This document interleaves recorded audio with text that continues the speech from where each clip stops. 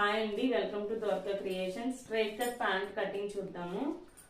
దీన్ని narrow cut pant కూడా అంటారు.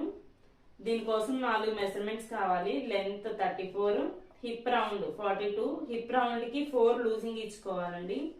నీ రౌండ్ మెజర్ చేసుకోవాలి. నీ రౌండ్ 17, నా నీ రౌండ్ 17. మీది ఎంతో మీరు మెజర్ చేయండి. Ankle round 12.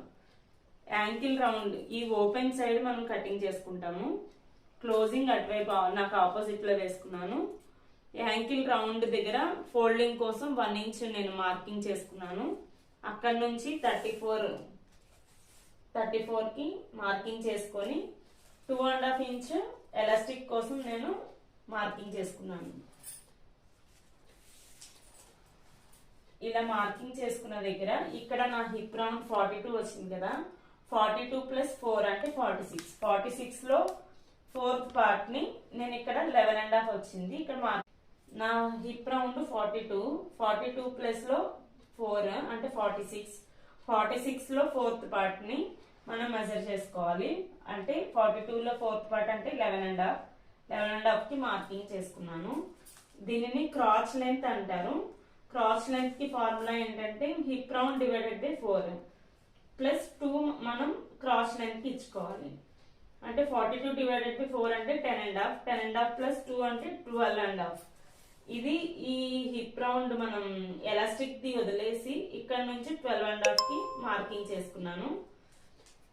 ఈ క్రాచ్ లెంత్ అది మీడియం సైజ్ కాబట్టి 2.5 మార్కింగ్ చేసుకొని క్రాచ్ కర్వ్ తీసుకుంటున్నాను.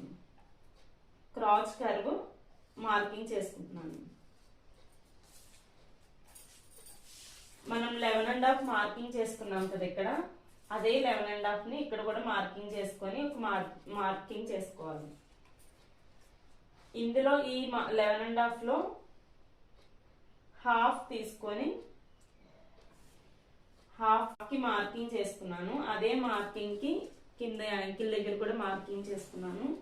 అదే లైన్ పైన కూడా మార్కింగ్ చేసుకొని స్ట్రైట్ లైన్ తీసుకోవాలి. స్ట్రైట్ లైన్ తీసుకున్న తర్వాత ఇక్కడ నుంచి క్రాచ్ లెంత్ లైన్ మార్కింగ్ చేసుకున్నాం కదా, ఇక్కడికి హాఫ్ చేసుకోవాలి. ఇక్కడ నీ లెంత్ వస్తుంది. ఇక్కడ నీ రౌండ్ 17 కదా, 17 హాఫ్ చేసుకొని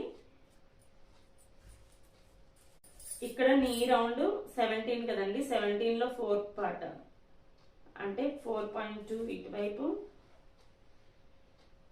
అదే 4.2 ఇటువైపు మార్కింగ్ చేసుకోవాలి.